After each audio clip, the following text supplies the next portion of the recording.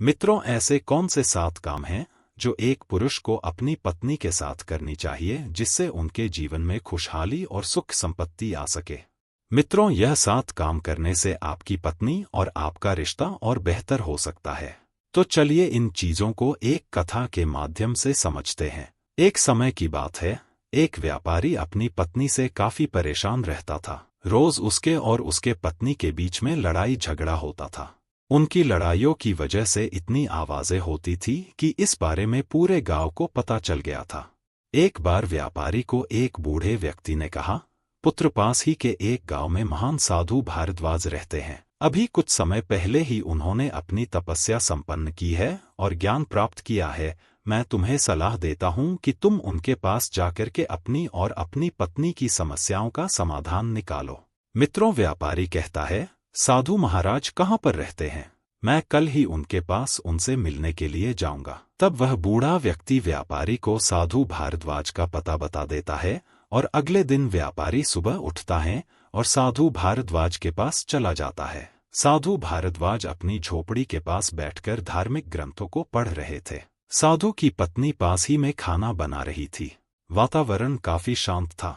तभी एक आवाज आई, साधु महाराज, मुझे आपकी सहायता की आवश्यकता है। मित्रों, साधु भारद्वाज ने व्यापारी को अपने पास बुलाया और अपनी पत्नी को व्यापारी के लिए खाना परोसने का इशारा किया। व्यापारी ने अपनी समस्या बताते हुए कहा, हे साधु, मुझे आपके मार्गदर्शन की आवश्यकता है। मेरे और मेरी पत्नी में ज्यादातर समय झगड़े ही होते रहते हैं। कृपया करके मुझे बताइए कि मैं ऐसा क्या करूं कि यह झगड़ा काम हो सके और हम खुशहाली से रह सके। व्यापारी ने जैसे ही अपनी समस्या बताई, उसी समय साधु भारद्वाज की पत्नी वहां पर भोजन लेकर के आई। मित्रों, साधु भारद्वाज ने अपनी पत्नी को शुक्रिया कहा और उनकी पत्नी शुक्रिया सुनने के बाद मन ही मन खुश होकर के घर की साफ सफाई करने में लग गई। साधु भारद्वाज ने अपनी पत्नी के जाने के बाद व्यापारी को कहा, हे सज्जन पुरुष, कृपया करके पहले भोजन ग्रहण करिए। मैं आपको भोजन करते करते आपके प्रश्नों का उत्तर देने के लिए एक कथा सुनाता हूँ। मित्रों, साधु भारद्वाज और व्यापारी भोजन करना शुरू करते हैं और साधु भारद्वाज कहते हैं, इस कथा के माध्यम से मैं आपको वह 7 चीज बताऊंगा जिन्हें आपको अपनी पत्नी के साथ करनी चाहिए, जिससे कि आपके और आपकी पत्नी के बीच का झगड़ा हमेशा के लिए समाप्त हो जाएगा। व्यापारी कहता है, कृपया करके मुझे इस कथा को सुनाएं। मैं इस कथा को पूरा सुनूंगा और अपने जीवन में उसका पालन करूंगा। साधु भारद्वाज कथा को शुरू करते हुए कहते हैं, मध्य प्रदेश के एक राजा थे जिनकी एक रूपवती कन्या थी। वह कन्या केवल सुंदर ही नहीं बल्कि गुण और बुद्धि में भी अद्वितीय थी। राजकुमारी का पालन पोषण बड़े ही लाड़ प्यार से हुआ था। उसकी माँ उसे बचपन से ही संस्कार और ज्ञान की शिक्षा देती थीं, जबकि उसके पिता उसे शासन और प्रशासन के गुर सिखाते थे। महल का हर कोना उसकी मुस्कान से चमक उठता था। उसके जन्म के समय से ही महल में खुशियों का माहौल था। उसका नामकरण समारोह बड़ी धूमधाम से मनाया गया था और उस समय से ही वह सबकी लाडली बन गई थी। उसकी चंचलता और मासूमियत ने हर किसी का दिल जीत लिया था। उसने बचपन से ही विभिन्न कलाओं का प्रशिक्षण लेना शुरू कर दिया था। उसे संगीत और नृत्य का बहुत शौक था। महल के बगीचे में एक बड़ा खेल का मैदान था, जहां राजकुमारी और उसके मित्र मिलकर खेलते थे। कभी कभी वह राजा के सैनिकों के साथ भी खेलती थी, जो उसे विभिन्न प्रकार के खेल सिखाते थे। राजकुमारी के बचपन के मित्रों में एक मंत्री का बेटा भी था। वह उसके साथ बचपन से ही खेलकूद कर बड़ा हुआ था। दोनों के बीच गहरा स्नेह था और वे एक दूसरे की हर बात समझते थे। मंत्री का बेटा हमेशा उसकी रक्षा करता था और उसे सुरक्षित रखने की कोशिश करता था। जब कन्या विवाह योग्य हो गई, तो राजा ने अपने महल के सुंदर उद्यान में उसे बुलाया। वहां की हरी भरी घास, रंग बिरंगे फूल और पक्षियों की चहचहाहट के बीच राजा ने अपनी बेटी से प्रेमपूर्ण स्वर में पूछा, पुत्री, मैं तुम्हारे लिए एक स्वयंवर का आयोजन कर रहा हूं। यह बताओ कि तुम अपने होने वाले पति में क्या क्या विशेषताएं देखना चाहती हो। कन्या अपने पिता की ओर देख मुस्कुराई। उसकी आंखों में चमक थी और वह सोच में पड़ गई। कुछ क्षणों के मौन के बाद उसने धीरे से कहा, पिताजी, मैं चाहती हूं कि मेरा पति न केवल सुंदर हो बल्कि उसके अंदर सच्चाई, साहस और सम्मान भी हो। राजा ने उसकी बात ध्यान से सुनी और पूछा, बेटी, कौन सा राजकुमार सर्वोत्तम है, यह कैसे मालूम पड़ेगा? कन्या ने उत्तर दिया, पिताजी, यह एक कठिन प्रश्न है। हमें उनके गुणों को परखने के लिए प्रतियोगिताओं का आयोजन करना चाहिए। जो राजकुमार सभी प्रतियोगिताओं में श्रेष्ठ होगा, वही मेरा पति बनने के योग्य होगा। राजा ने सर हिलाया और गर्व से अपनी बेटी की ओर देखा और कहा, तुम्हारी सोच बहुत उत्तम है पुत्री। हम विभिन्न प्रकार की प्रतियोगिताओं का आयोजन करेंगे। तीरंदाजी, गायन, नृत्य, शास्त्र ज्ञान और अन्य कई विधाओं में उनकी परीक्षा लेंगे। कन्या ने सहमति में सिर हिलाया और कहा, पिताजी, यह प्रतियोगिताएं न केवल उनके गुणों को परखेंगी बल्कि यह भी दिखाएंगी कि वे कितने साहसी और समर्पित हैं। राजा ने अपनी बेटी की बात मान ली और तत्काल ही स्वयंवर की तैयारियों में जुट गए। उन्होंने अपने राज्य के सबसे गुणी व्यक्तियों को बुलाकर प्रतियोगिताओं की योजना बनाई। राजा ने सैनिकों को हर राज्य के राजकुमारों को बुलाने का आदेश भी दिया। दूसरे राज्य के राजकुमार मन ही मन खुश होने लग गए, क्योंकि राजकुमार जानते थे कि रानी कितनी ज्यादा सुंदर, संस्कारी और शौर्यवान है। राजकुमारों ने सोचा कि मैं ही इस राज्य की राजकुमारी को अपनी पत्नी बनाऊंगा। पूरे महल में उत्सव का माहौल बन गया। राजकुमारी के मन में काफी उत्सुकता थी यह जानने के लिए कौन प्रतियोगिता जीतेगा और कौन बनेगा मेरा जीवन साथी। कुछ दिनों के बाद वह दिन आ ही गया जब रानी का स्वयंवर होने वाला था। पूरा राज्य सजाया गया। महल में विभिन्न राजकुमारों को देखने के लिए प्रजा आ गई। राजा, मंत्री, प्रजा, दासियां सबको जानने की इच्छा थी कि आखिरकार राजकुमारी के जीवन में कौन आएगा। राजकुमारी अपने महल की बालकनी से यह सब देख रही थी। वह जानती थी कि यह निर्णय केवल उसके लिए ही नहीं बल्कि पूरे राज्य के लिए महत्वपूर्ण था। राजकुमारी की सहेली ने राजकुमारी को कहा, तुम्हें यह निर्णय काफी सोच समझ कर लेना होगा, क्योंकि यह निर्णय तुम्हारा पूरा जीवन प्रभावित करेगा। राजकुमारी ने अपनी सहेली को कहा, हाँ, मैं जानती हूँ, मैं अपने लिए एक योग्य वर का चयन करने की कोशिश करूंगी। इन प्रतियोगिताओं की व्यवस्था का कार्य राजा ने अपने मंत्री के बेटे को सौंप दिया। राजा अपनी मंत्री के बेटे से कहा, मंत्रीपुत्र, तुम बचपन से ही इस राज्य के प्रति निष्ठावान रहे हो और अपनी जिम्मेदारियों को भली भांति निभाया है। इस बार मैं तुम्हें एक और महत्वपूर्ण कार्य सौंपना चाहता हूँ। मंत्री का बेटा सहजता से झुकते हुए जवाब दिया कि राजन, यह मेरे लिए सौभाग्य की बात होगी। आप जो भी आदेश देंगे मैं उसे पूरी निष्ठा से निभाऊंगा। राजा मुस्कुराकर के कहते हैं, मैं तुम्हें राजकुमारी के स्वयंवर की तैयारियों का कार्य सौंपता हूँ। सभी प्रतियोगिताओं की व्यवस्था तुम्हारे हाथों में होगी। यह सुनिश्चित करना तुम्हारी जिम्मेदारी है कि सभी प्रतियोगिताएं सर्वोत्तम तरीके से आयोजित हों। मंत्री का बेटा बोला, राजन, मैं इस कार्य को अपनी पूरी शक्ति और समर्पण के साथ निभाऊंगा। यह मेरे लिए अत्यंत महत्वपूर्ण है। मंत्री का बेटा बचपन से राजकुमारी के साथ खेलकूद कर बड़ा हुआ था। वह मन ही मन राजकुमारी को प्रेम करता था, लेकिन उसने कभी अपने दिल की बात नहीं कही थी, क्योंकि वह जानता था कि राजकुमारी एक राजकुमारी है और वह सिर्फ एक मंत्री का बेटा है। मंत्री का बेटा अक्सर राजकुमारी की हंसी में खो जाता था। उसकी हंसी में एक मासूमियत थी जो उसके दिल को छू जाती थी। राजकुमारी की आंखों में चमक और उसकी बातें मंत्री के बेटे के दिल में एक गहरा प्रभाव छोड़ती थी।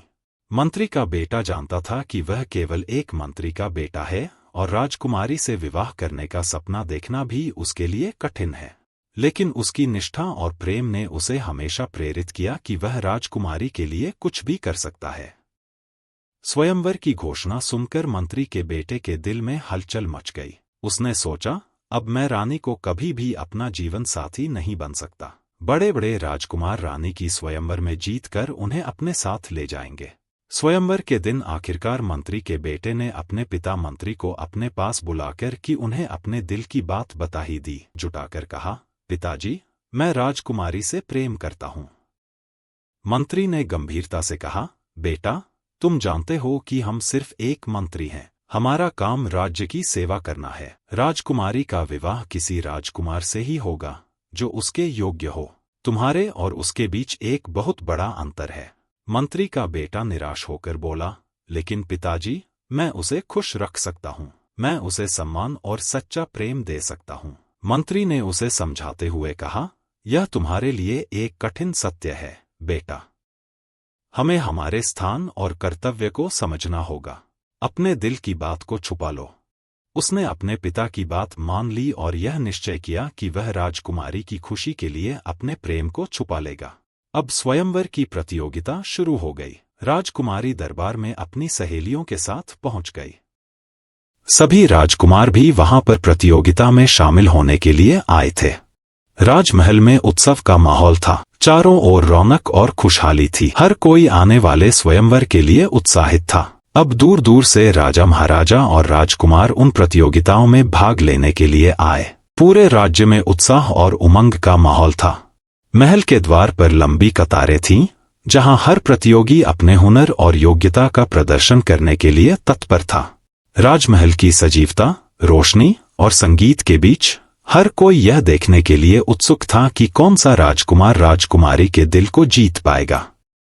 राजा सभी राजकुमारों को एक बड़े से मैदान में ले जाता है, जहां पर हरे भरे पेड़ों के बीच में एक मटका स्थापित किया गया था। राजा ने राजकुमारों से कहा, आप सभी को केवल एक ही तीर दिया जाएगा। जो भी उस मटके पर मार सके और उसे तोड़कर के नीचे गिरा दे, वह इस प्रतियोगिता में विजयी होगा।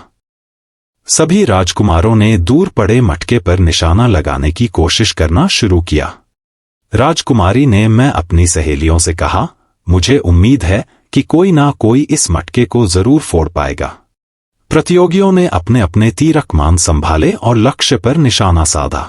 कई राजकुमारों ने अद्भुत कौशल का प्रदर्शन किया, लेकिन उनमें से कोई भी ऐसा नहीं था जो हर बार सटीक निशाना लगा सके। कुछ ने अच्छे निशाने लगाए, पर मटकी फोड़ने में असमर्थ रहे। किंतु कई राजकुमारों ने मटकियां फोड़ दी। जीतने वाले राजकुमारों ने कहा, महाराज, यहाँ पर तो कई राजकुमार विजयी हो गए, किंतु राजकुमारी तो केवल एक ही राजकुमार से विवाह कर सकती है। अब आप कैसे निर्णय लोगे कि कौन सा राजकुमार उपयुक्त है? राजा ने घोषणा करते हुए कहा, अभी निर्णय नहीं हुआ है कि कौन सा राजकुमार हमारी राजकुमारी के लिए उचित है, इसीलिए हमने कई तरह की प्रतियोगिता पहले से ही आयोजित कर रखी है। राजा के मंत्रियों में से एक मंत्री ने कहा, राजकुमारों, हमारी राजकुमारी को एक ऐसा वर चाहिए जो तीरंदाजी, नृत्य, गायन और शास्त्रों में गुणी हो। इसीलिए आप सभी को 3 और प्रतियोगिताओं में जाना होगा।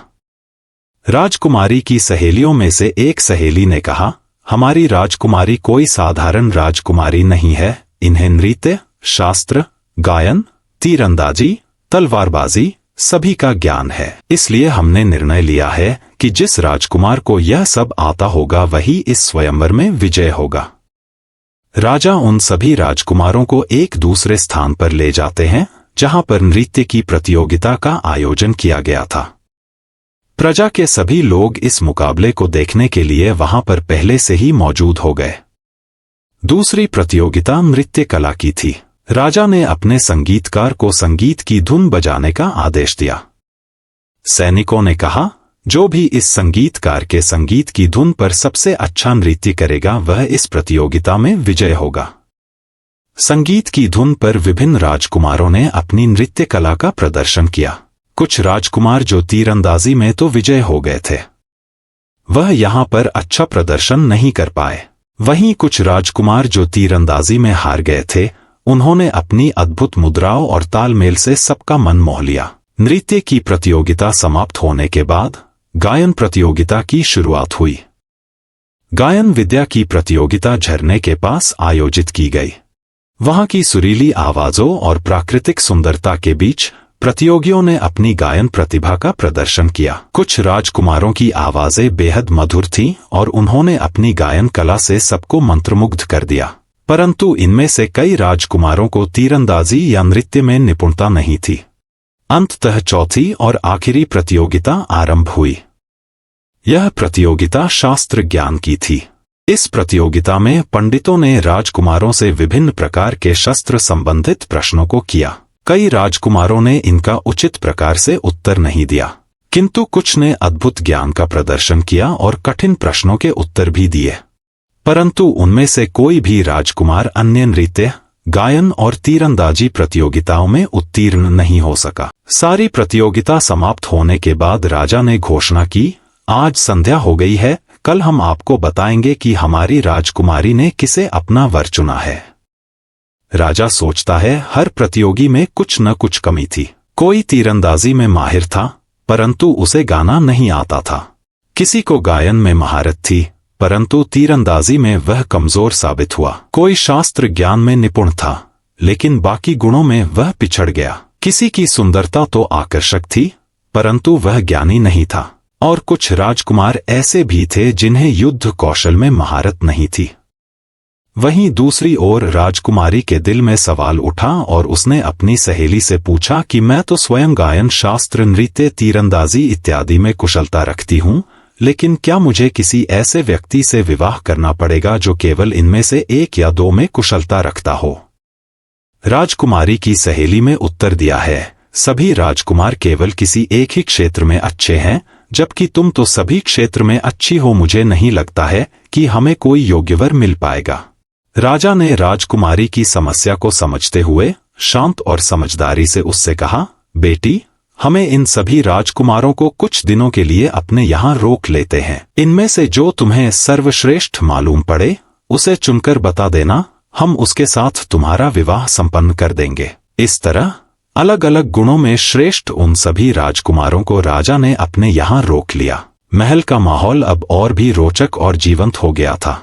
हर राजकुमार ने अपने अपने गुणों का प्रदर्शन करने का निश्चय किया और राजकुमारी का दिल जीतने के लिए हर संभव प्रयास करने लगे। गायन विद्या में श्रेष्ठ राजकुमार ने अपने संगीत का जादू बिखेरने का प्रयास किया। उसने महल के सुंदर बगीचे में एक छोटा सा मंच तैयार किया।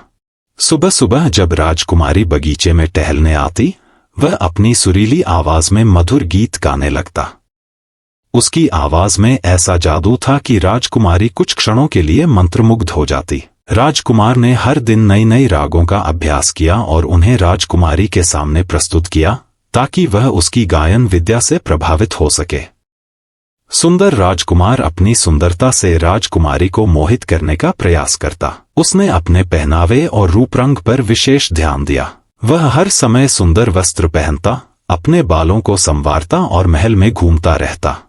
जब भी राजकुमारी उसे देखती, वह अपने आकर्षक मुस्कान और शालीनता से उसे प्रभावित करने की कोशिश करता। उसने महल के विभिन्न स्थानों पर राजकुमारी के सामने उपस्थित होकर अपनी सुंदरता का प्रदर्शन किया, ताकि वह उसकी ओर आकर्षित हो सके। ज्ञानी राजकुमार ने अपने ज्ञान से राजकुमारी को रीझन की कोशिश की।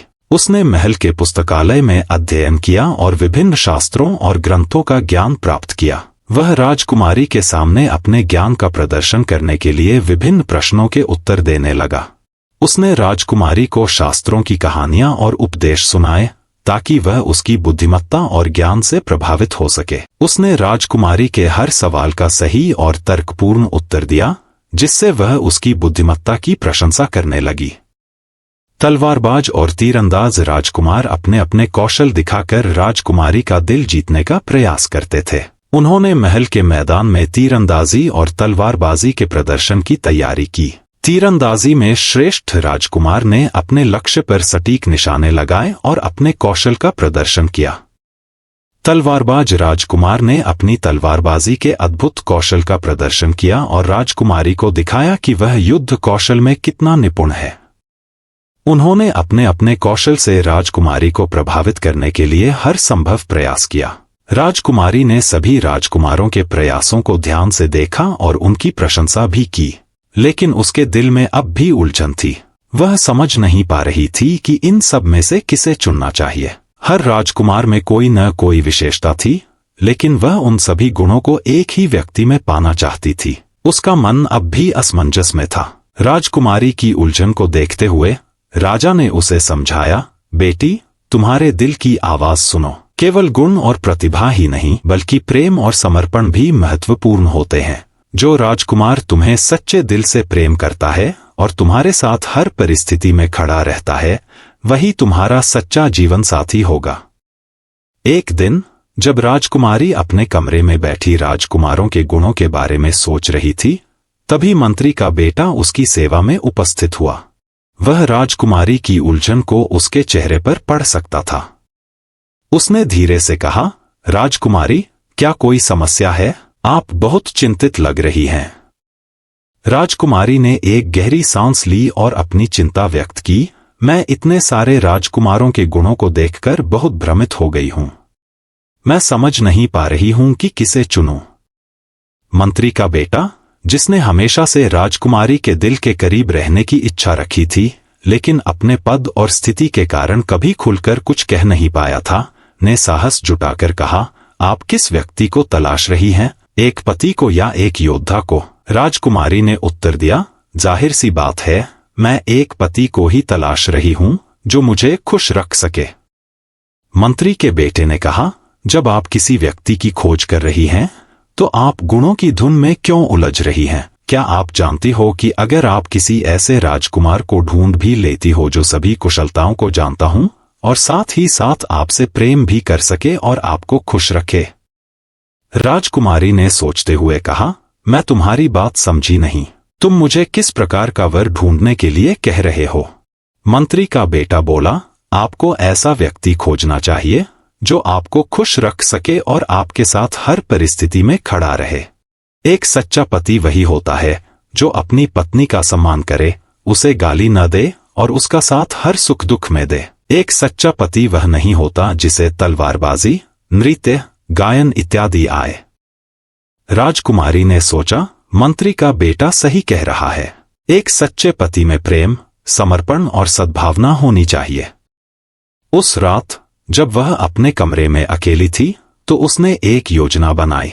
उसने सोचा कि क्यों न कुछ ऐसा किया जाए जिससे वह असली योद्धा और सच्चे साथी को पहचान सके। अगली सुबह राजकुमारी ने सेनापति को बुलाने का निश्चय किया। सेनापति उसके पिता का सबसे विश्वसनीय अधिकारी था और हमेशा से ही राज्य की सुरक्षा और व्यवस्था का ध्यान रखता था। राजकुमारी ने सेनापति को अपने निजी कक्ष में बुलवाया। सेनापति ने आकर कहा, राजकुमारी, आपने मुझे बुलाया, क्या सेवा कर सकता हूं? राजकुमारी ने सेनापति को देखते हुए कहा, हाँ सेनापति, मुझे आपकी मदद चाहिए। मैं चाहती हूं कि आप जंगल से एक बाघ को पकड़कर महल में लाएं। सेनापति यह सुनकर हैरान हो गया और उसने पूछा, राजकुमारी, आप बाघ क्यों मंगवाना चाहती हैं? इसका क्या कारण है? राजकुमारी ने मुस्कुराते हुए कहा, सेनापति, यह मेरा एक विशेष उद्देश्य है जिसे मैं अभी प्रकट नहीं कर सकती, परंतु मुझे आप पर पूरा विश्वास है कि आप मेरी इस विनती को पूरी निष्ठा से पूरा करेंगे।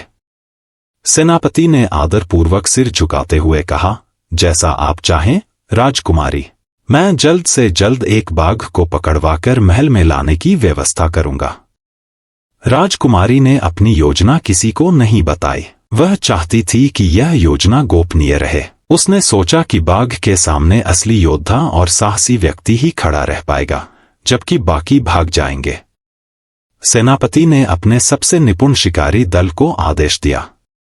शिकारी दल ने बहुत प्रयास किया और किसी तरह से उन्हें एक बाघ जंगल में घूमता भी मिला। वह बाघ एक कुटिया के थोड़े दूर पर ही खड़ा था।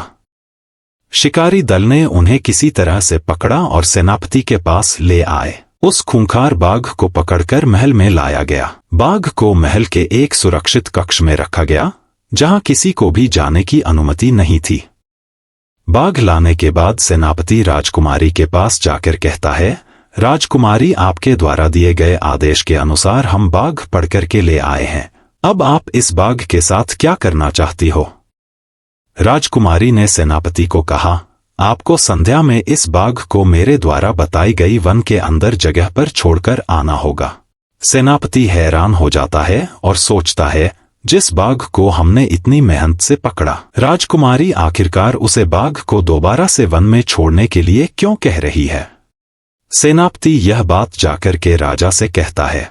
तब राजा कहते हैं, सेनापति, अगर आपको मेरी पुत्री ने इस बात को गुप्त रखने के लिए कहा था तो आपने मुझे क्यों बताई? मेरी पुत्री एक समझदार राजकुमारी है, आपको उनके कार्यों पर संदेह नहीं करना चाहिए। सेनापति को अपने कार्य पर दुख होता है और वह सोचता है, महाराज सही कह रहे हैं, राजकुमारी बहुत समझदार है, अगर मैं कुछ कह रही है तो इसमें पीछे कुछ उचित प्रयोजन ही होगा। सेनापति ने राजा से क्षमा मांगते हुए कहा, महाराज, मुझे क्षमा करिए कि मैं राजकुमारी द्वारा किए गए कार्य में असफल हुआ और मैंने इस गोपनीय कार्य को आपके सामने पेश किया। मैं वादा करता हूं कि मैं अब इस कार्य को किसी से भी नहीं कहूंगा। सेनापति अपने शिकारी दल के साथ जाकर के बाघ को सुरक्षित संध्या काल में गोपनीय तरीके से एक स्थल पर छोड़कर आ जाता है। जैसे ही सेनापति लौटकर राजकुमारी को इसके बारे में बताता है कि मैं बाघ को आपके द्वारा बताए गए स्थान पर रख दिया है, तो राजकुमारी अपने पिता के पास जाती है। राजकुमारी ने अपने पिता से अनुरोध किया कि वह सभी राजकुमारों को एक जगह एकत्रित करे। जब सभी राजकुमार वहां एकत्रित हुए तो राजकुमारी ने कहा, आज मुझे वन घूमने का मन कर रहा है, मैं चाहती हूं कि मैं आप सब के साथ वन में विचरण करूं, कृपया करके मेरे साथ चलने का कष्ट करें। राजा जानता था कि वन में जाने के बाद राजकुमारी कर रही है उसमें एक भाग है, इसलिए उसने राजकुमारी की सुरक्षा के लिए कुछ सैनिकों और मंत्री को भी भेजा। राजकुमारी ने अपने पिता से कहा, पिताजी हमारे साथ पहले से ही इतने राजकुमार हैं, आपको सैनिक भेजने की क्या आवश्यकता। राजा ने सोचा कि अगर मैं इसको बता दूंगा कि मैं जानता हूं कि उसे वन में बाघ है और मैं उसकी सुरक्षा के लिए ही सैनिकों को और मंत्री के बेटों को भेज रहा हूं, तो उसका विश्वास सेनापति से उठ जाएगा। राजा ने कहा, पुत्री मैं जानता हूं कि तुम्हारे साथ पहले से ही इतने राजकुमार हैं, लेकिन मैं पिता हूं और मुझे हमेशा तुम्हारी चिंता लगी रहेगी।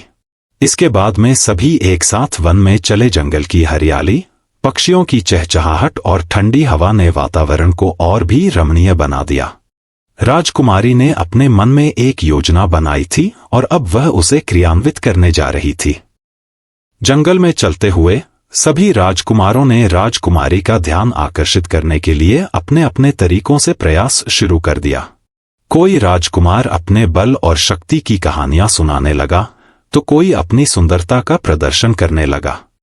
एक राजकुमार ने कहा, राजकुमारी देखिए ये फूल, ये आपकी सुंदरता के सामने फीके हैं। दूसरे ने कहा, राजकुमारी मैं आपके लिए दुनिया की हर खुशी ला सकता हूं। एक अन्य राजकुमार ने अपने संगीत ज्ञान का प्रदर्शन करते हुए एक मधुर गीत गाना शुरू किया। राजकुमारों ने हर संभव प्रयास किया कि वे राजकुमारी को प्रभावित कर सके।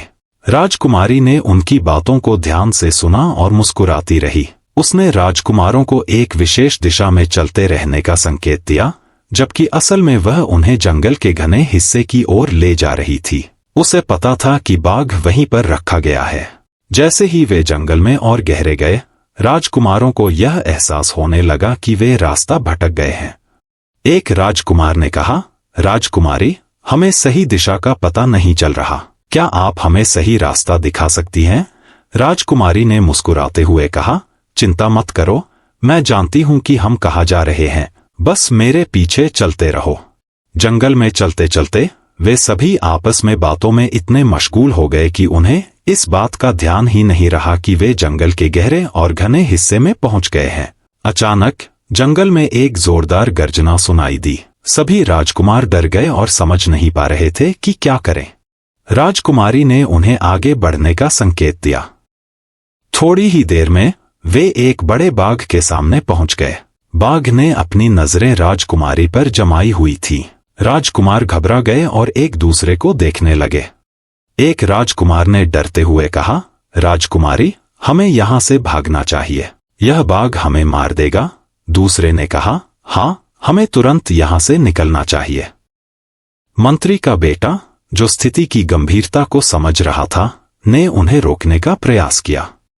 उसने चिंता से कहा, रुकिए, आप सबको आगे नहीं जाना चाहिए। यह जंगल का घना हिस्सा है और यहाँ शेर, चीता, भालू जैसे खतरनाक जानवर रहते हैं, हमें यहाँ से लौट जाना चाहिए।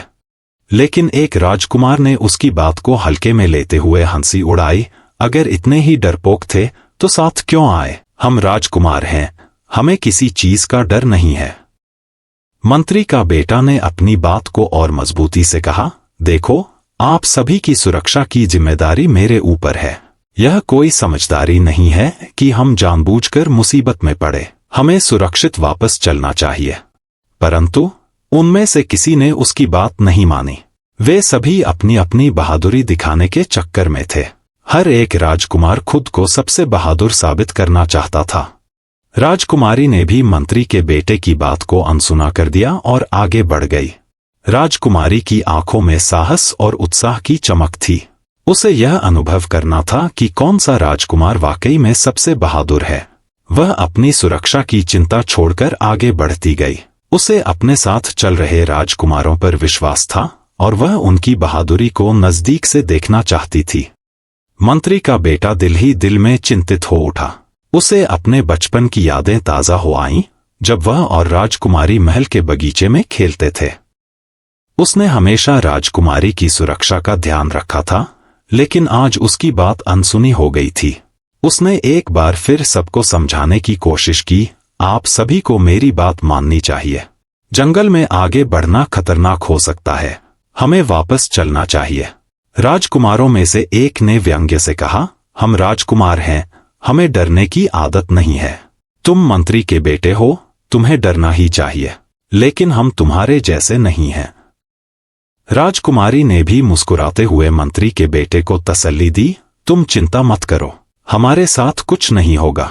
मंत्री का बेटा अंततः मौन रह गया, लेकिन उसका दिल आशंका और चिंता से भरा हुआ था। वह अपनी आंखों में दुख और निराशा के साथ अपने कदम आगे बढ़ाने लगा, यह सोचते हुए कि शायद राजकुमारी और राजकुमारों को अपनी गलती का एहसास जल्द ही हो जाएगा। तभी सामने से एक खूंखार बाघ की गर्जना सुनाई दी। बाघ ने राजकुमारी पर अपनी नजर जमाई हुई थी। बाघ को देखकर राजकुमारी के चेहरे पर डर की परछाई छा गई। उसने अपने जीवन में कभी ऐसा बाघ नहीं देखा था।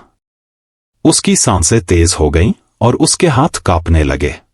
मंत्री का बेटा तुरंत बाघ और राजकुमारी के बीच में खड़ा हो गया। उसके चेहरे पर भी डर था, लेकिन उसके दिल में राजकुमारी की सुरक्षा का संकल्प अधिक मजबूत था। बाघ ने उसे घूरते हुए आगे बढ़ना शुरू किया। मंत्री का बेटा अपने साहस को संजोकर बोला, राजकुमारी, मैं इस बाघ को रोकने का प्रयास करता हूं, आप पीछे हटें और सुरक्षित रहें। राजकुमारों ने भी देखा कि बाघ बिल्कुल पास आ गया है। उनमें से एक राजकुमार ने अपनी चिंता जताते हुए कहा, राजकुमारी, हमारे साथ भाग चलिए, नहीं तो यह बाघ हम सबको खा जाएगा। राजकुमारी ने जवाब दिया, आप सब चले जाइए, मैं मंत्री के बेटे को अकेला छोड़कर नहीं जा सकती। उसकी आवाज में दृढ़ता थी, जो दिखा रही थी कि वह अपने मित्र को अकेला नहीं छोड़ सकती, चाहे कुछ भी हो जाए। बाघ ने अपनी पूरी ताकत के साथ मंत्री के बेटे पर हमला किया, लेकिन उसने फुर्ती दिखाते हुए बाघ की पीठ पर चढ़कर उसकी गर्दन को पकड़ लिया। बाघ ने उसे फेंकने का प्रयास किया, लेकिन उसने उसकी गर्दन को नहीं छोड़ा। दोनों के बीच एक भयंकर संघर्ष शुरू हो गया। मंत्री का बेटा घायल हो चुका था, उसके शरीर पर कई जगह घाव हो गए थे, लेकिन उसने हार नहीं मानी। उसकी आंखों में केवल राजकुमारी की सुरक्षा का ख्याल था। जंगल में संघर्ष की गूंज सुनाई देने लगी। बाघ की दहाड़ और मंत्री के बेटे की हिम्मत का अद्वितीय संगम देखने लायक था। बाघ अपने पंजों से उसे घायल करता रहा, लेकिन वह अपनी पकड़ ढीली नहीं कर रहा था। राजकुमारी और बाकी राजकुमार चुपचाप खड़े थे। अचानक राजा के सिपाही जंगल में पहुंचे और उन्होंने देखा कि मंत्री का बेटा बाघ से जूझ रहा है। बिना किसी देर किए सिपाहियों ने अपने तीर कमान संभाले और बाघ पर निशाना साधा। कई तीर एक साथ बाघ पर चलाए गए, जिससे बाघ घायल होकर जमीन पर गिर पड़ा। अंततः बाघ ने अपनी आखिरी सांसें ली और मर गया। बाघ के मरते ही राजकुमारी ने राहत की सांस ली, लेकिन बाघ के मरते ही उसका शरीर एक साधु में बदल गया। और उससे भी ज्यादा चौंकाने वाली बात यह हुई कि राजकुमारी एक कबूतरी में परिवर्तित हो गई। राजकुमारी एक सुंदर सफेद रंग की कबूतरी में बदल गई, जिसके सर पर एक ताज था। यह देखकर सभी सिपाही, राजकुमार और मंत्री के बेटे चौंक उठे। कबूतरी बनी राजकुमारी वहां से कबूतरी बनते ही उड़ जाती है। कबूतरी के उड़ने ही सबका ध्यान साधु पर गया।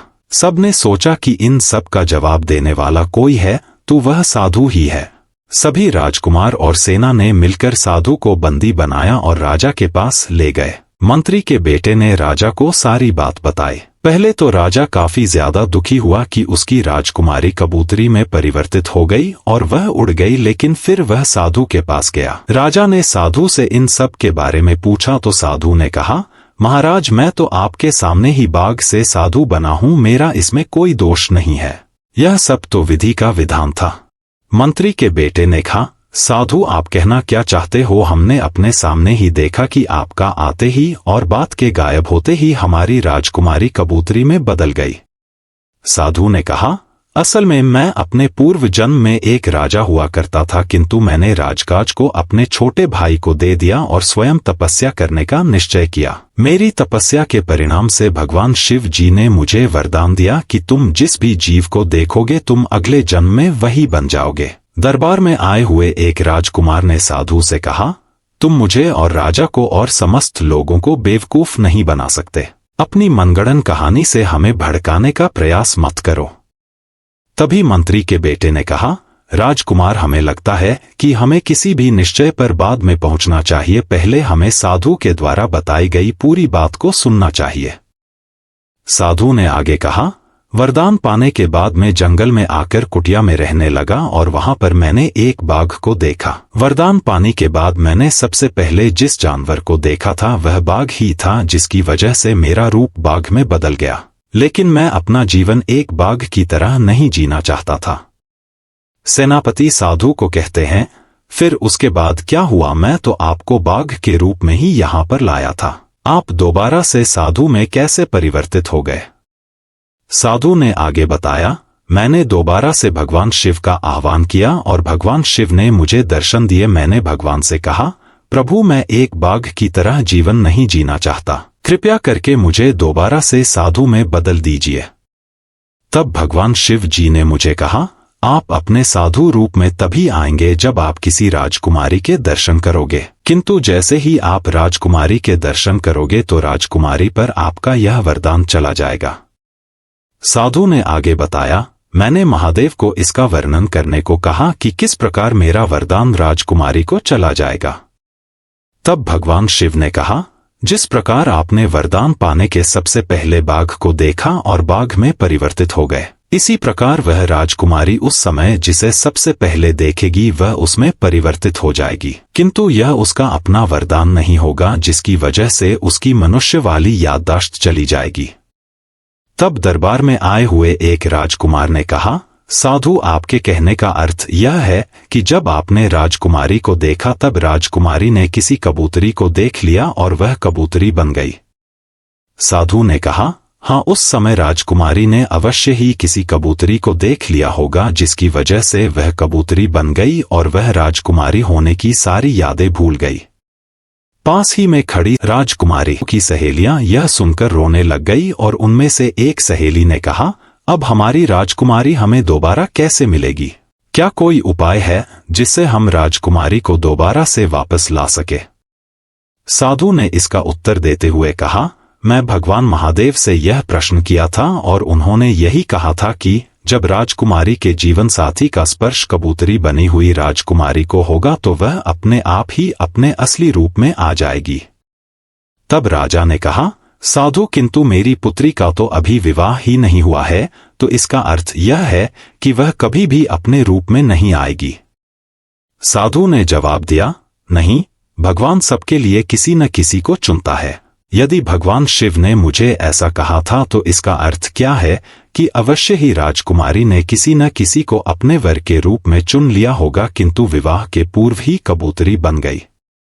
सेनापति ने कहा, आप सही कह रहे हैं, हमने उनके लिए स्वयंवर आयोजित किया था, उन्होंने अवश्य ही अपने वर को चुन लिया होगा और वह हमें बताने वाली ही होगी कि वह कबूतरी बन गई।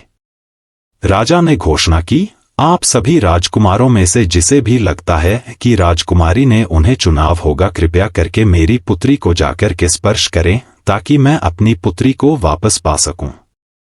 सभी राजकुमारों ने सहमति दिखाई और अपने अपने राज्य में चले गए।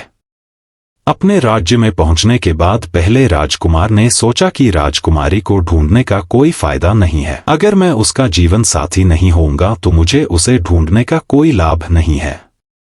वही दूसरे राजकुमार ने सोचा, कबूतरी बनी हुई राजकुमारी ने तो ताज पहना हुआ था, अगर मैं उसका जीवन साथी नहीं भी हूं तो भी मैं उसको बेच दूंगा, मुझे बहुत अच्छी कीमत मिलेगी। दूसरे राजकुमार ने अपने राज्य में एक बड़ा अभियान शुरू किया। उसने अपने सैनिकों और सेवकों को हर गांव और जंगल में भेजा। उन्होंने हर स्थान पर जाल बिछाए और कबूतरियों को पकड़ने का प्रयास किया। जब राजा ने सभी राजकुमारों से राजकुमारी को ढूंढने का अनुरोध किया, तो तीसरे राजकुमार के मन में भी यह विचार आया कि शायद राजकुमारी ने उसे ही चुना हो। उसने सोचा, राजकुमारी ने स्वयंवर के दौरान मेरी ओर कुछ विशेष नजरों से देखा था। हो सकता है उसने मुझे ही अपना जीवन साथी चुना हो। मुझे उसे ढूंढना होगा। इसके अलावा अगर मैं राजकुमारी को खोज निकालूं तो मगध के राजा, जो बहुत धनी है, मुझे एक हिस्सा जमीन का इनाम में दे सकते हैं। ऋषि भारद्वाज कथा को आगे बताते हुए कहते हैं, तीसरे राजकुमार ने तुरंत अपनी सेना को बुलाया और उन्हें आदेश दिया, हमारी राजकुमारी अब कबूतरी में परिवर्तित हो चुकी है। हमें उसे ढूंढना है और उसे वापस लाना है। सभी अपनी तैयारी कर लें और तुरंत ही उसकी खोज में निकलें। चौथे राजकुमार को पूरी तरह से विश्वास था कि राजकुमारी ने उसे ही चुना होगा। उसने अपने मन में सोचा, स्वयंवर के दौरान राजकुमारी ने मेरी ओर विशेष ध्यान दिया था। उसने मेरे साथ कई बार बातें की थीं और उसकी आंखों में मेरे लिए विशेष भाव थे। निश्चित रूप से उसने मुझे ही अपना जीवन साथी चुना होगा। मुझे उसे ढूंढना होगा और उसे उसके असली रूप में वापस लाना होगा। ऋषि भारद्वाज कथा को आगे बताते हैं कि वहीं दूसरी ओर वह कबूतरी बनी हुई राजकुमारी अवध देश के एक बड़े पेड़ पर आकर बैठ गई। उसकी सुंदरता और सिर पर ताज ने उसे और भी अद्वितीय बना दिया। पेड़ की शाखा पर बैठी कबूतरी बहुत ही शांत और सजीव लग रही थी। अवध देश के बाजार में एक धनी व्यापारी सेठ अपना सामान बेच रहा था। उसकी नजर अचानक उस कबूतरी पर पड़ी। सेठ ने देखा कि कबूतरी के सिर पर ताज है और उसकी सुंदरता अद्वितीय है।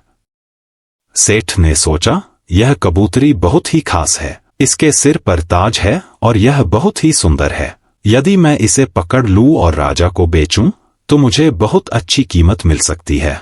कोई भी राजा से बेहतर कीमत नहीं दे सकता।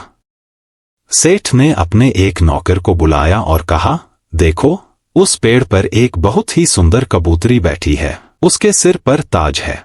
हमें उसे पकड़ना होगा। अगर हम इसे राजा को बेचेंगे तो हमें बहुत सारा धन मिलेगा। नौकर ने सेठ की बात मानी और कबूतरी को पकड़ने के लिए एक जाल तैयार किया। नौकर ने धीरे धीरे पेड़ के पास जाकर जाल को कबूतरी की ओर फेंका। कबूतरी ने उड़ने का प्रयास किया, लेकिन जाल में फंस गई। सेठ ने खुशी से कहा, अब यह अद्वितीय कबूतरी हमारी है। चलो इसे राजा के पास ले चले। सेठ ने कबूतरी को एक पिंजरे में डाल दिया और राजा को बेचने के लिए महल की ओर चल पड़ा। अवध देश के लोग सेठ के पिंजरे में बंद कबूतरी को देखकर हैरान रह गए। सेठ ने कहा, यह कबूतरी बहुत ही खास है। इसके सिर पर ताज है और यह अद्वितीय है। मैं इसे राजा को बेचूंगा। सेठ कबूतरी को लेकर के राजमहल पहुंच गया। राजा ने पूछा, सेठ तुम यहां पर क्या बेचने आए हो? सेठ ने विनम्रता से उत्तर दिया, महाराज, मेरे पास एक अनोखी कबूतरी है जिसके सर पर एक ताज है। यह कबूतरी बहुत ही अद्वितीय है और मैंने सोचा कि इसे सबसे अधिक मूल्यवान व्यक्ति को ही बेचना चाहिए। आप ही इस कबूतरी की असली कीमत पहचान सकते हैं। राजा ने कबूतरी को ध्यान से देखा और उसके ताज को पहचान लिया।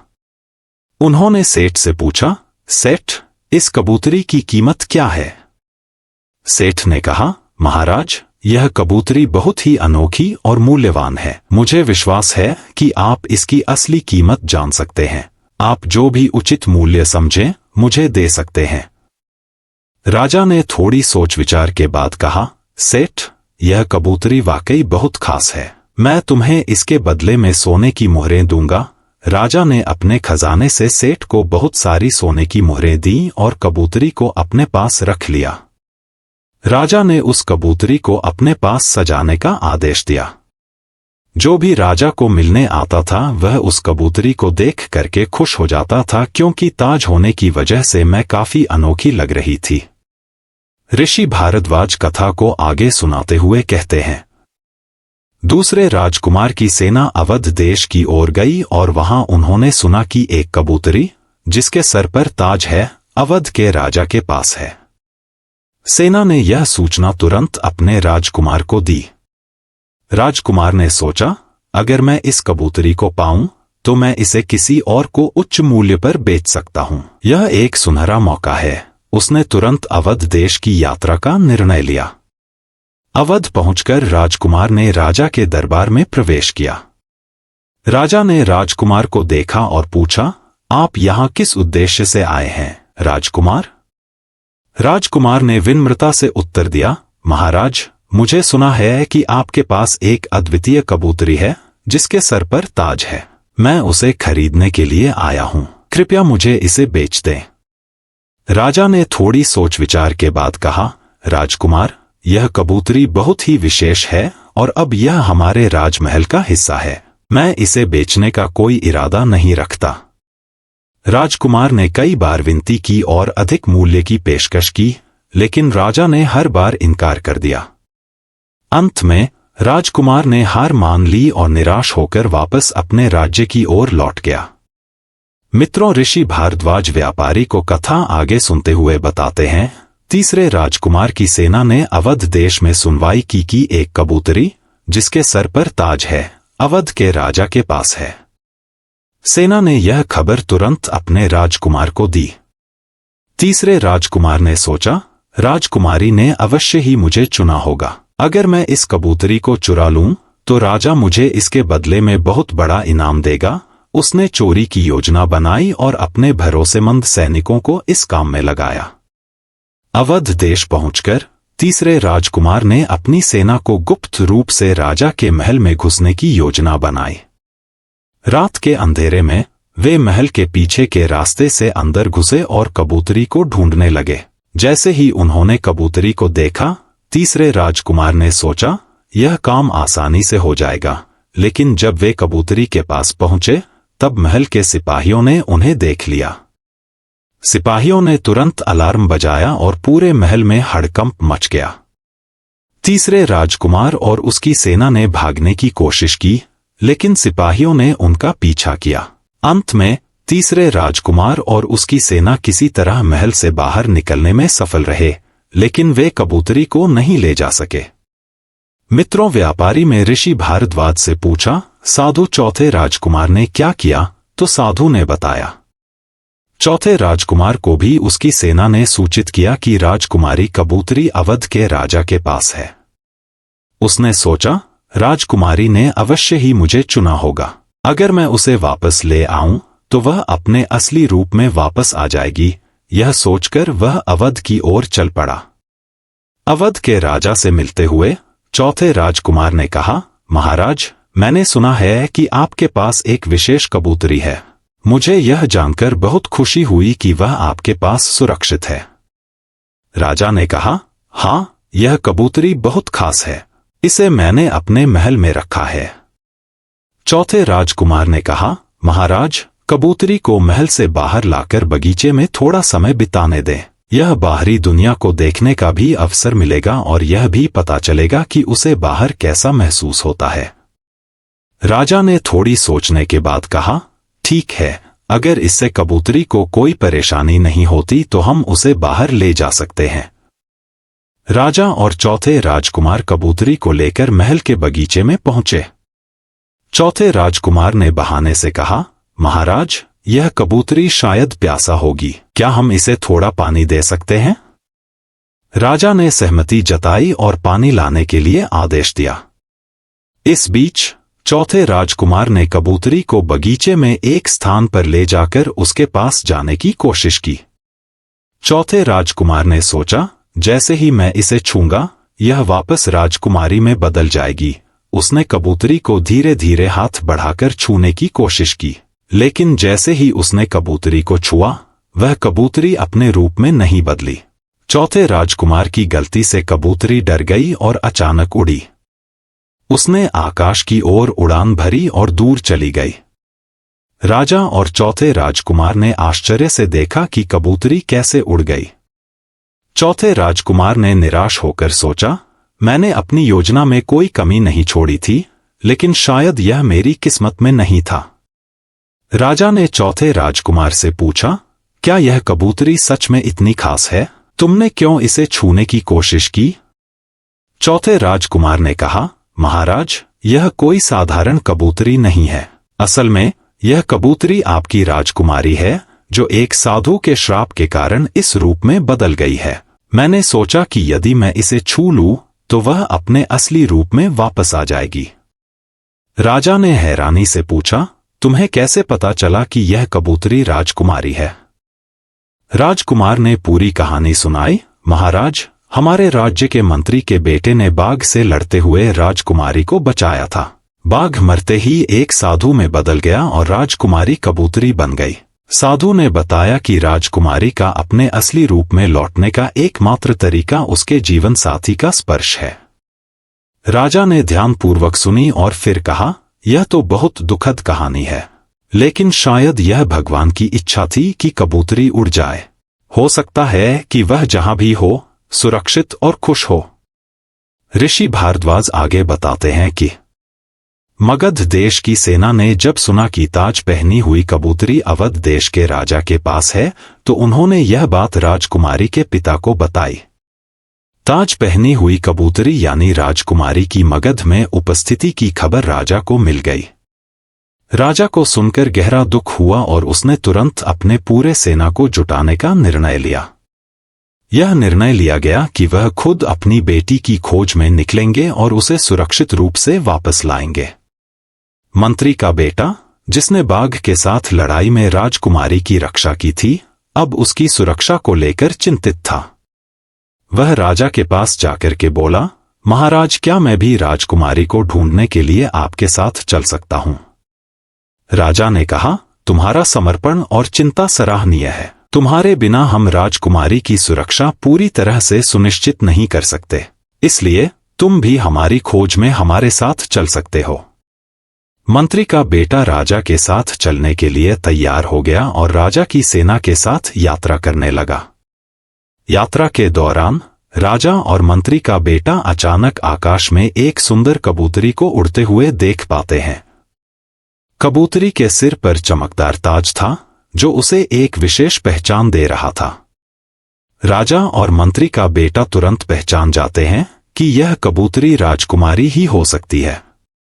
राजा ने अपनी सेना को आदेश दिया, हमने जो कबूतरी देखी है वह हमारी राजकुमारी हो सकती है।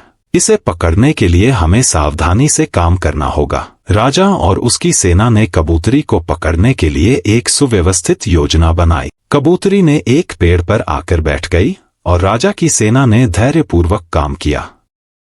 उन्होंने एक बड़ी जाल बिछाई और कबूतरी को धीरे धीरे आकर्षित किया। सेना ने जाल को बड़े ही शिष्टता और सावधानी से कबूतरी की ओर फेंका। कबूतरी, जो पहले से ही थकी हुई लग रही थी, जाल में फंस गई और उसे पकड़ने में सफलता प्राप्त हुई। कबूतरी ने अब भी अपनी मानवीय याददाश्त खोई हुई थी और वह अपनी स्थिति को समझ नहीं पा रही थी। राजा ने कहा, हमने अपनी राजकुमारी को ढूंढ लिया है, अब हमें उसे उसके असली रूप में लौटाने के लिए सभी प्रयास करने होंगे। सेनापति ने राजा की ओर मुखातिब होते हुए कहा, महाराज, इस स्थिति में केवल राजकुमारी का जीवन साथी ही उसे उसके असली रूप में वापस ला सकता है। राजा ने पूछा, क्या आप यह सुनिश्चित कर सकते हैं कि उसका जीवन साथी कौन है? सिपाही ने उत्तर दिया, मुझे नहीं पता कि उसका जीवन साथी कौन हो सकता है, लेकिन हमें सुनिश्चित करना होगा कि उसे उसके जीवन साथी का स्पर्श मिले। राजा ने गंभीरता से सोचा और फिर कहा, हम महल में वापस जाकर सभी राजकुमारों को बुलाएंगे और उन्हें कबूतरी को छूने के लिए कहेंगे। इसका उद्देश्य यह होगा कि किसी भी राजकुमार का छूना उसे उसके जीवन साथी के संपर्क में ला सके और वह अपने असली रूप में लौट सके। मंत्री ने गंभीर स्वर में कहा, बिल्कुल, राजकुमारी होने के नाते उसका जीवन साथी कोई और नहीं बल्कि एक राजकुमार ही होगा। सभी ने उसकी बात से सहमति जताई, लेकिन यह स्पष्ट नहीं था कि कौन सा राजकुमार राजकुमारी का सही जीवन साथी है। मंत्री का बेटा, जो इस स्थिति को लेकर बहुत चिंतित था, ने राजा से अनुरोध किया, महाराज, राजकुमारी इस जाल में कैद होकर परेशान हो रही है, कृपया मुझे उसे बाहर निकालने की अनुमति दें। मैं उसे अस्थायी रूप से एक पिंजरे में स्थानांतरित कर दूंगा। जैसे ही मंत्री का बेटा ने कबूतरी को छुआ, उसकी त्वचा में चमक आई और कबूतरी का रूप धीरे धीरे बदलने लगा। राजकुमारी ने अपनी कबूतरी की स्थिति से बाहर आते हुए अपने असली रूप में लौटते हुए अपनी आंखें खोली। उसकी रेशमी साड़ी, आभूषण और सौंदर्यपूर्ण रूप ने सभी को मोहित कर दिया। राजकुमारी ने मंत्री के बेटे को देखा और उसके प्रति आभार व्यक्त किया। मंत्री का बेटा ने कहा, राजकुमारी, मैं हमेशा आपकी सहायता के लिए तैयार था। मैं खुश हूं कि आप अपने असली रूप में लौट आईं। राजा ने मंत्री के बेटे को गले लगाते हुए कहा, तुम ही मेरी राजकुमारी के लिए उचित जीवनसाथी हो। तुमने हर हालत में उसका साथ निभाया है, यहां तक कि जब वह कबूतरी बन गई तो तुम ही नहीं, उसके जाल में होने पर अपना दुख जताया। मंत्री का बेटा कहता है, राजकुमारी मेरी मित्र भी है, इसीलिए मुझे उसकी चिंता होती है, किंतु मैं नहीं जानता था कि मैं ही इनका उचित जीवनसाथी हूं। राजकुमारी ने कहा, पिताजी, जिस समय मंत्री के बेटे ने अपनी जान की परवाह किए बिना सभी राजकुमारों के पीछे हटने पर भाग से लड़ाई की, इस समय मैं इनको अपना पति मान लिया था। सिपाही, जो इस बातचीत के गवाह थे, ने भी अपने सिर हिलाते हुए समर्थन में कहा, मंत्री के बेटे की बहादुरी और निष्ठा हम सभी ने देखी है। ऐसा व्यक्ति ही एक सच्चा साथी हो सकता है। राजकुमारी ने अपनी बात कही, तुमने आज साबित कर दिया कि सच्चा पति वही होता है जो अपनी पत्नी का सम्मान करे, उसे गाली न दे और उसका साथ हर सुख दुख में दे। तुमने आज मेरे लिए अपनी जान की बाजी लगाई। अब मैं तुम्हें अपना सच्चा साथी मानती हूं। राजा ने तुरंत ही विवाह की तैयारियां शुरू कर दी। पूरे राज्य में खुशियों का माहौल बन गया। राजकुमारी और मंत्री के बेटे का विवाह बहुत धूमधाम से हुआ। मित्रों, ऋषि भारद्वाज व्यापारी को कहते हैं, सच्चे साथी का चुनाव करने के लिए गुणों से अधिक दिल और समर्पण की आवश्यकता होती है। सच्चा प्रेम और सच्चे साथी का साथ ही जीवन को सुखमय बनाता है। कुछ ऐसी बातों पर भी ध्यान दिया जाएगा जो एक पति को अपनी पत्नी से कभी नहीं कहनी चाहिए। पहला, घर के कामों में उसकी मदद करें। यह उन चीजों में से एक है जो एक अच्छा पति करता है। आप उसे खाना बनाने, बर्तन धोने या बिस्तर बनाने में मदद कर सकते हैं। इस तरह आप उसे यह विचार देंगे और साथ ही उसके लिए अपनी परवाह भी व्यक्त करेंगे। दूसरा, उसकी जरूरतों और इच्छाओं पर ध्यान दें। यह इस सवाल का जवाब देने के लिए एक और टिप है कि अपनी पत्नी के साथ कैसा व्यवहार करें। यह वास्तव में एक अच्छे पति की विशेषताओं में से एक है। आपको उसकी जरूरतों और इच्छाओं पर ध्यान देने की जरूरत है। उदाहरण के लिए, आप अपनी पसंद बताने के बजाय उससे पूछ सकते हैं कि वह दोपहर के भोजन में क्या चाहती है। उसकी जरूरतों और इच्छाओं का सम्मान करें और आपको निश्चित रूप से बदले में वह मिलेगा। हालांकि दोपहर के भोजन की पसंद मामूली लग सकती है, लेकिन वास्तव में ऐसा नहीं है। तीसरा, छोटी छोटी बातें मायने रखती हैं। अपनी पत्नी के साथ सम्मान से पेश आए। सम्मान वह चीज है जो एक पत्नी अपने पति से चाहती है। वास्तव में यह ऐसी चीज है जिसकी हर पत्नी अपने पति से अपेक्षा करती है और जिसकी वह हकदार भी है। विशेषज्ञों ने सुझाव दिया है कि अपनी पत्नी के प्रति सम्मान कैसे दिखाया जाए। एक अच्छा पति बनने के लिए अपनी पत्नी के प्रति सम्मान दिखाना एक शर्त है। चौथा, अपनी पत्नी के साथ रानी जैसा व्यवहार करें। अपनी पत्नी को यह एहसास दिलाएं कि वह आपकी दुनिया की रानी है। दयालु और आभारी शब्दों का प्रयोग करें। आप दोनों के बीच मौखिक बातचीत भावनाओं को व्यक्त करने के लिए पर्याप्त मजबूत होनी चाहिए। आपको उसे यह एहसास कराना होगा कि वह ही आपके लिए सबसे महत्वपूर्ण है। पांचवां, अपनी गलतियों के लिए सुने और माफी मांगे। यह एक और महत्वपूर्ण बिंदु है जो बताता है कि आपको अपनी पत्नी के साथ कैसा व्यवहार करना चाहिए। अगर आपने कभी अपनी पत्नी के लिए परेशानी खड़ी की है और कुछ आहत करने वाली टिप्पणियां की हैं, तो आपको तुरंत माफी मांगने की जरूरत है। वास्तव में आहत करने वाली टिप्पणियां करना उन कामों में से एक है जो पतियों को नहीं करना चाहिए। मान लीजिए कि आप अपनी पत्नी से बेहतर खाना बनाते हैं, तो आपको इस बारे में शेखी नहीं बघारनी चाहिए। इससे निश्चित रूप से उसकी भावनाओं को ठेस पहुंचेगी। आप किस चीज में बेहतर हैं, इस बारे में शेखी बघारना उन बातों में आता है जो पति को अपनी पत्नी से कभी नहीं कहनी चाहिए। लेकिन अगर आपने अनजाने में ऐसा किया है तो बस माफी मांग लें। छठा, उसके प्रति अपने प्यार का इजहार ज्यादा से ज्यादा करें। उसके प्रति अपने प्यार का अधिक बार इजहार करें। यह विशेषज्ञों द्वारा आपकी पत्नी के साथ व्यवहार करने के बारे में दिए गए सर्वोत्तम सुझावों में से एक है। उसे बताएं कि आप उससे कितना प्यार करते हैं और ऐसा नियमित रूप से करें। आपके द्वारा बोले गए शब्द और आपके व्यवहार का आपकी पत्नी पर बहुत प्रभाव पड़ता है। सातवां, हमेशा उसकी राय पूछें।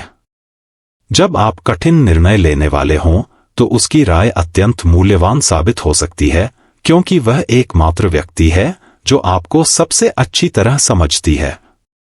उसकी सलाह लें, उसका सम्मान करें और उसकी भागीदारी और उसके विचार की सराहना करें, भले ही वह उपयोगी न लगे।